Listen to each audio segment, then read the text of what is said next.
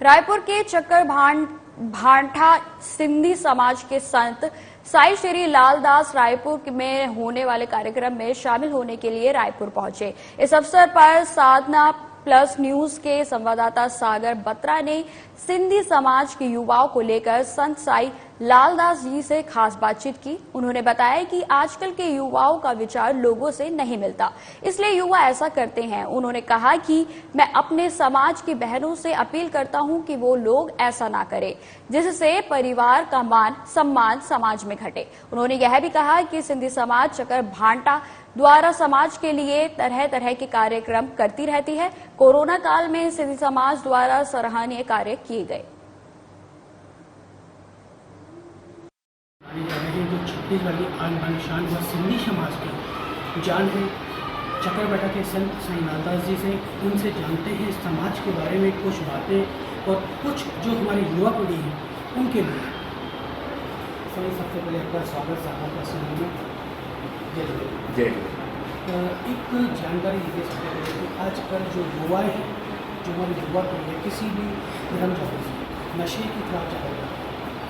हाँ, वैसे तो मैं सत्संग के माध्यम से युवा पीढ़ी को अपना संदेश देता हूँ कि जैसे भागवत पुराण में राजा परीक्षित ने जब कलयुग को देखा तो कलयुग से पूछा कि तुम यहाँ पर कैसे हो, तो उन्होंने कहा कि जहाँ पर 3 चीज़ें रहती है वहाँ पर मेरा वास रहता है। एक जहाँ पर नशा होता है, दूसरा जहाँ पर जुआ होती है और तीसरा जहाँ पर गलत काम होता है, पर स्त्री समागम होता है।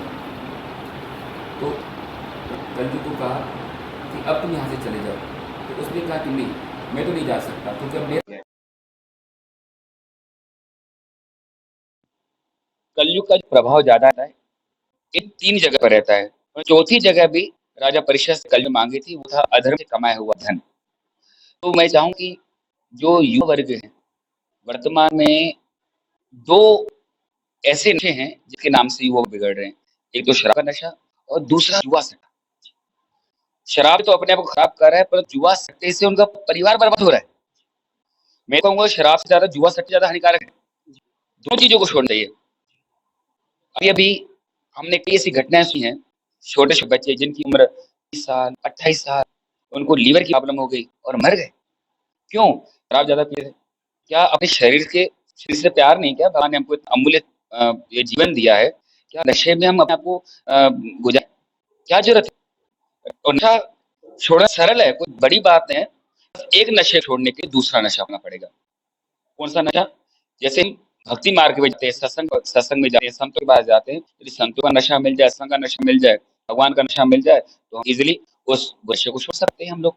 अभी भी कुछ जानकारी आ रही है, कुछ दिन पहले ही हमें सिंधी समाज के रायपुर राजधानी से कुछ युवक का कार दुर्घटना से मृत्यु हो गई है, वो भी नशे और जुआ के कारण। तो हाँ। आप समाज के युवाओं को क्या संदेश दें? मैं तो आज नहीं, अभी संकल्प ले कि मुझे नशा और जुआ छोड़ना है। जो चीज हमें परिवार को बर्बाद करता हो, हमारे खुद को बर्बाद करता रहो, और इसी चीज को क्यों पकड़ के थे, छोड़ना, तत्काल छोड़ना चाहिए। और छोड़ना सरल है, हमारे शास्त्रों में कहा गया है, और हमारा पर्सनल एक्सपीरियंस है कि किसी चीज को ढालने के लिए 40 दिन लगते हैं। यदि हम 40 दिन इस चीज को छोड़ लेते हैं तो इसके बाद हरम के लिए उस चीज को छोड़ सकते हैं।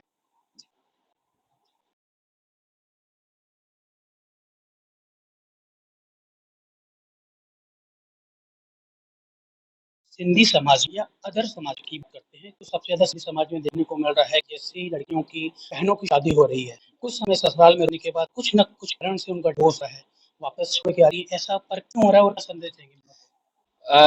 इस बात मेरा विचार है कि जब तक जो घर की बहुएं हैं अपने मई के पक्ष की तरफ से यदि वो सुनेंगे, यानी उन तरफ उनका लगाव कम हो या उन परिवार की बातें कम सुनेंगे, तो निश्चित रूप से घर बच सकता है। और कई कई बातें नहीं होती, हर जगह मायके का पक्ष रहता है, कई कई पर लड़के भी कर रहते हैं और कई कई पर लड़कियां भी कर रहती है। और मैं चाहूंगा कि दोनों अपने विचार मना के चलें।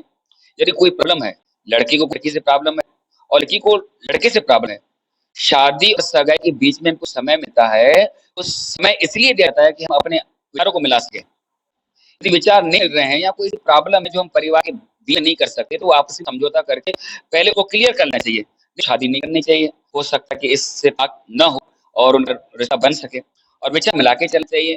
कहते हैं कि आग में घी डालने से आग बढ़ती है, यदि आग में पानी डाला जाए तो आग बुझती है। मैं तो ये कहूंगा यदि घर क्रोध हो रहा है तो शांति की स्थापना करनी चाहिए। दूसरा गुस्सा कर रहे एक शांत है, यदि पति गुस्सा कर रहा है तो पत्नी शांत रहे, पत्नी गुस्सा कर पति को शांत रहना चाहिए और विचारों को आदान प्रदान करके चलना चाहिए। हमारी समाज की जितने भी युवा हैं बहनें, उनका आप क्या संदेश है ऐसे दोबारा न? कुछ कारण है जो आजकल मोबाइल की वजह भी मिलती आ रही है और हमारे जो छोटे छोटे बच्चे हैं मोबाइल में एकदम ज्यादा ध्यान, उनके लिए क्या संदेश है?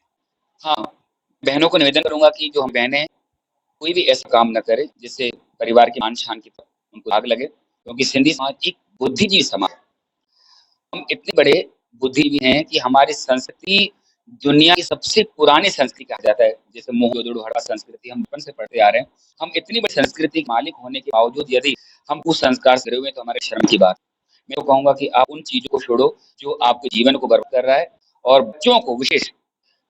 अभी सुधीर जी का स्टेटमेंट चल रहा, मैंने डीएनए देखा तो उन्होंने कहा कि 6 साल के बच्चे जो छोटे उम्र वाले हैं उनको बिल्कुल मोबाइल नहीं दी जाए। यदि वो मोबाइल का उपयोग कर रहे हैं तो आगे चल के उनको दिमाग प्रॉब्लम की भी हो सकती है और मोबाइल का ज्यादा प्रयोग करना नहीं चाहिए, जितनी जरूरत है उतना प्रयोग करना चाहिए। रात को सोने से पहले कम से कम आधा घंटा मोबाइल बंद कर लो और अपने अंदर विचारों को मंथन करना चाहिए। सोने से तक नींद भी अच्छी आएगी। तो मोबाइल चलाते चलाते सो जाते हैं ना, तो चीज मोबाइल में देखते दिमाग में वही बातें आती है, दूसरे भी ऐसा ही कार्य करते हैं।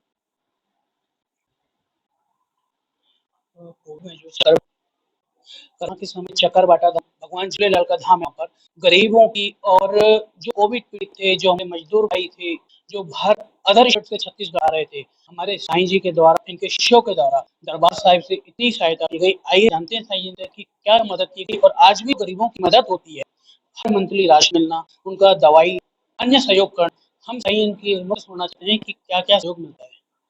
एक तो सेवा हम करते नहीं है, भगवान करवाता है। भगवान ऊपर जिसके ऊपर दया हो वो कार्य करता है। कोविड के समय जिसको जिस चीज की जरूरत थी, दवाई तो दवाई की सेवा कर रहे थे, जहाँ पर लंगर की सेवा थी लंगर की सेवा कर रहे थे।